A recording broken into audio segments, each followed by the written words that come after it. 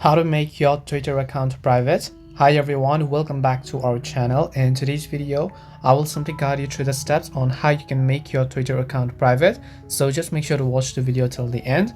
In order to make your Twitter account private, all you have to do is open up Twitter, and let's say you don't want people to see your tweets unless it's the people you've accepted as your follower.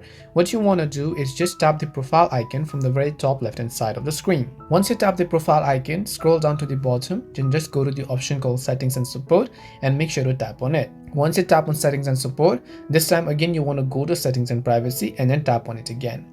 Now when you go to settings and privacy, over here you'll see all these options where you just need to scroll and then look for the option called privacy and safety. Just tap on it.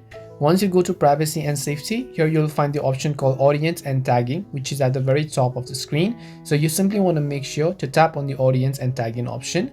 Once you tap on audience and tagging, right over here you'll find the option called protect your tweets, so which means that you just need to turn on this toggle. It means that only current followers and people you approve in the future will be able to see your tweets.